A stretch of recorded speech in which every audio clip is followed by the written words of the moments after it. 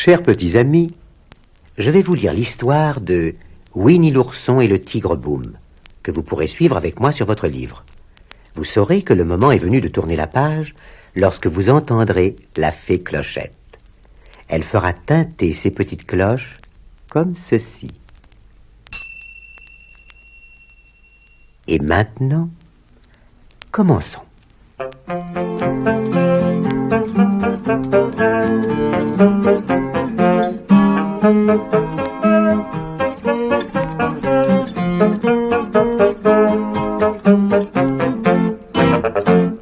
Vous connaissez Winnie, bien sûr. C'est un petit ourson en peluche qui appartient à un gentil garçon nommé Jean-Christophe. Winnie a beaucoup d'amis qui vivent dans la forêt voisine. L'un d'eux est un petit tigre turbulent et un peu coquin. On l'appelle Boom. Pour le moment, comme vous le voyez, il est installé sur le ventre de Winnie et frotte son museau contre la truffe de Winnie, qui n'a pas l'air d'apprécier beaucoup cela. Boom adore les cabrioles. Un jour où Porcinet, le gentil petit cochon, est occupé à balayer des feuilles mortes autour de son beau logis, il décide de lui faire une farce. Il bondit au milieu du tas de feuilles et les fait voler de tous côtés. Quelle peur pour ce pauvre Porcinet. « Allons donc, ce n'est qu'un tout petit bond, » dit Boom. « Je peux faire mieux que cela. Regarde par exemple ce qui va arriver au brave Coco Lapin. » Comme un ressort, Boom s'élance vers la maison de Coco Lapin. Celui-ci est dans son jardin, il arrache gaiement des carottes en sifflotant. Boum arrive comme un ouragan au beau milieu du plant de carottes. Voilà le jardin saccagé et Coco Lapin qui hurle de frayeur. Oh, Boum, qu'as-tu fait de mon joli jardin?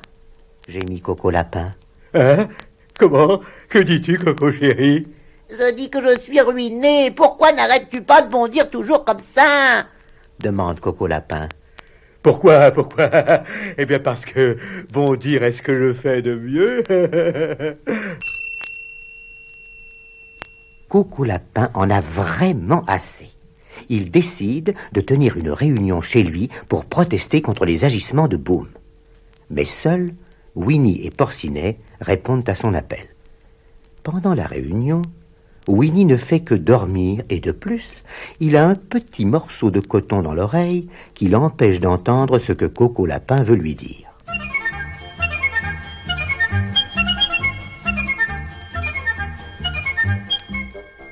Enfin, les trois amis décident d'emmener Boom au fond de la forêt pour une longue promenade. Peut-être s'égarera-t-il et peut-être aussi, après cette longue promenade, sera-t-il assez fatigué pour ne plus avoir envie de bondir pour un oui ou pour un non. Le jour suivant, ils se mettent en route de bon matin. La rosée est encore fraîche et la brume du matin enveloppe la forêt. Très vite, Coco Lapin décide de perdre Boom. Avec Winnie et Porcinet, il se cache dans le tronc d'un vieil arbre creux. Voilà Boom abandonné au milieu de la forêt. J'ai eu là une idée géniale, dit Coco Lapin. Car Boom s'est enfoncé dans la brume. Chut, ne faites pas de bruit. Quelle chance, s'esclave Porcinet. Je vais enfin vivre heureux. Tout à coup, ils entendent un rugissement terrible. Ils n'ont que le temps de se précipiter à l'intérieur du vieil arbre pour ne pas être découverts. Boom ne les a pas vus, et il s'éloigne seul dans la brume en continuant à rugir. Nos trois amis décident de regagner leur maison. Mais la brume les gêne aussi, et nos trois compères tournent en rond sans retrouver leur chemin. Winnie a cependant l'impression que Boom rôde toujours autour d'eux. Coco Lapin, très sûr de lui, persuade ses amis qu'il peut trouver le chemin du retour sans difficulté. Pour le leur prouver, il laisse Winnie et Porcinet près d'un fossé en leur assurant qu'il viendra les chercher à l'heure. Winnie, qui est très gourmand et qui a toujours faim, est certain que l'odeur de ses pots de miel l'aideront à regagner sa maison rapidement. Il se met à renifler à gauche et à droite. Quand soudain, patatras, il se retrouve en face de Boum.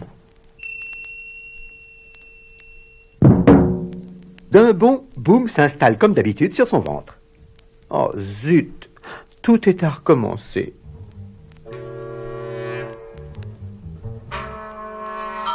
Pendant ce temps, Coco Lapin, qui s'est perdu, rôde tout seul au milieu des bois enveloppés de brume. Il sursaute à chaque bruit insolite.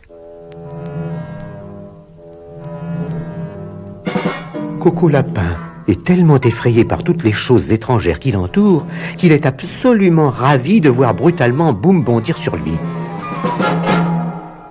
Retiens bien ceci, Coco. Boum ne se perd jamais.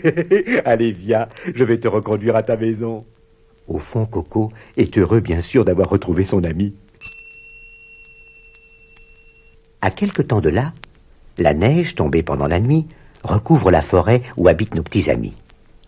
Petit Gourou, le bébé kangourou gardé par sa maman, attend que Boum vienne jouer avec lui, et il fait tant de bond que sa maman ne peut lui nouer son écharpe.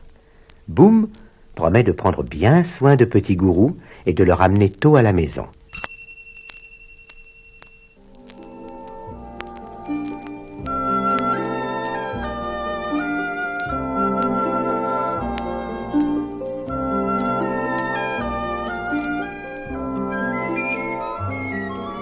En revenant de leur promenade, ils s'arrêtent devant un joli petit lac tout gelé et qui borde la maison de Coco Lapin. Là, notre jeune héros admire Coco Lapin qui patine en sifflotant sur l'eau glacée. Boum, est-ce que tu sais patiner aussi bien que Monsieur Lapin? Demande Petit Gourou. Bien sûr, Boum se doit d'essayer. Il s'élance soudain dans une glissade spectaculaire, entraînant Petit Gourou après lui, et non seulement il fait tomber Coco Lapin, mais il enfonce la porte de la maison de son ami. La chute est très brutale et... quel gâchis! La pauvre demeure de Coco Lapin est entièrement saccagée. Après cet exploit, Boum emmène son petit compagnon plus avant dans la forêt, car il veut lui prouver que s'il ne sait pas patiner, il est capable de grimper aux arbres comme personne. Le voilà qui bondit de branche en branche et entraîne dans les airs Petit Gourou accroché à l'extrémité de sa queue. « Attention, petit. Attention !» ose crier Boum. « Tu fais des imprudences !» Pendant ce temps, chers petits amis, Winnie et Porcinet suivent une piste dans la forêt. Mais laquelle? Ils entendent soudain un appel désespéré.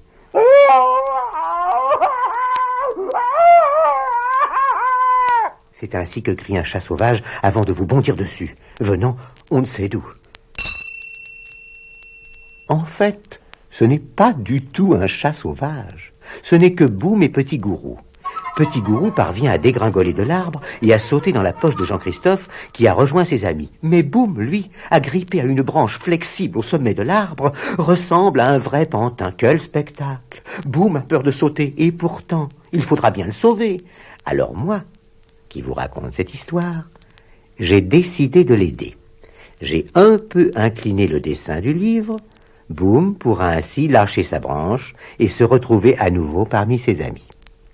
Pendant qu'il est perché là-haut, Boum jure, s'il redescend sain et sauf de cet arbre, de ne plus jamais bondir sur ses amis.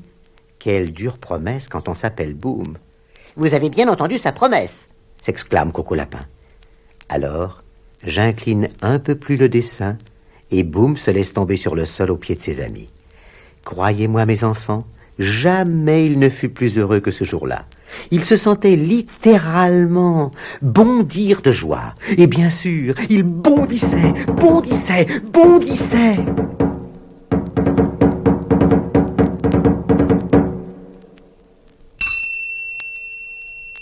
Oh, Boum, tu nous as pourtant promis, lui dit Coco Lapin. Que veux-tu dire? Ne puis-je même pas faire un tout petit bond de joie? Boum, soudain, se rend compte de ce que peut être une vie sans bondir. L'œil triste, la tête basse, il s'éloigne piteusement de ses amis, comme il semble malheureux. Alors, ses amis réalisent tout à coup qu'ils ont fait une erreur. Coco Lapin lui-même l'admet. D'un commun accord, il rappelle leur grand ami et lui demande de rester celui qui a toujours été Boum le tigre qui bondit. Oh, quelle surprise! Boum ne se sent plus de joie. Quelle aurait été son existence sans faire des bonds? Merci mes amis! Oh, merci de tout cœur! Hurle-t-il en bondissant. Et boum, badaboum, badaboum, badaboum. Boum, badaboum, badaboum. Le voilà reparti pour une existence heureuse.